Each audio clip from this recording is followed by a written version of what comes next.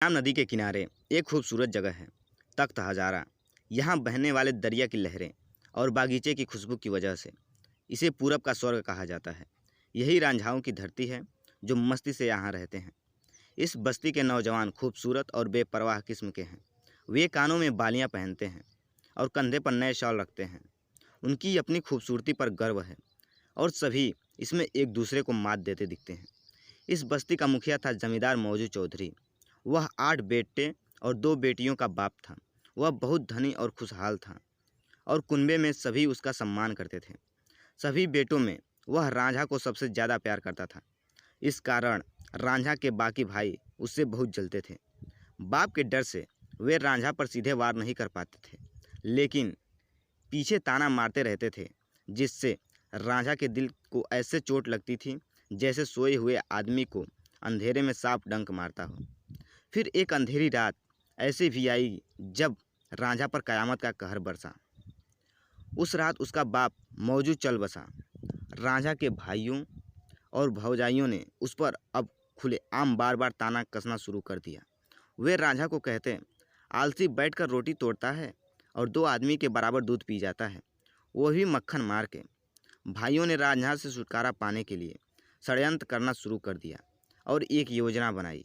रांझा के सभी भाई मिलकर जमीन की माप जोख करने वाले काजी के पास गए और उसे रिश्वत देकर अच्छी ज़मीनों को आपस में बांट लिया। बंजर और बेकार ज़मीन रांझे के हिस्से में आई। यह सब देखकर रांझा के दुश्मनों की खुशी का तो ठिकाना नहीं था। अब वे समाज में घूम घूम कर कहने लगे कि अब रांझा को भाइयों ने जाल में अच्छा फंसा है। रांझा को भी वो अपमानित करते हुए कहते थे, यह आदमी खेत कैसे जोत सकता है, जिसके सर पर बड़े बड़े बाल हैं लेकिन दिमाग में दही भरा है। ऐसे आदमी से कौन औरत शादी करेगी जो ज़िंदगी में कभी कुछ नहीं कर सकता। रांझा की बेइज्जती करने में भी भाई भी पीछे नहीं थे।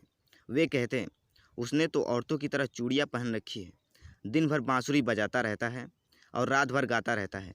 अगर वह ज़मीन को लेकर लड़ने आता है तो आने दो, देखते हैं कि क्या कर लेता है। हम सब की ताकत के आगे वह अकेला कुछ नहीं कर सकता। रांझा भारी दिल लिए अपने बैलों को लेकर खेत जोतने चला जाता है, लेकिन उसकी आत्मा रो रही थी और धूप की तलखी उसके दुख को और बढ़ा रही थी। खेत जोतते हुए जब थक गया तो वह छाया में जाकर लेट गया और आराम करने लगा। उसकी भौजाई साहिबा उसके लिए खाना लेकर आई और वह अपना दर्द उससे कहने लगा, भौजी, मुझे खेत जोतना अच्छा नहीं लग रहा है। ज़मीन बहुत कठोर है। मेरे हाथों में फफोले और पैरों में छाले पड़ गए हैं। पिताजी जिंदा थे तो कितने अच्छे दिन थे, जाने वे कहाँ चले गए और ये बुरे दिन मुझे देखने पड़ रहे हैं। साहिबा ताना मारते हुए बोली, वैसे तुम तो बस अपने पिता के ही दुलारे थे, माँ के लिए तो तुम शर्मसार करने वाले बेटे थे।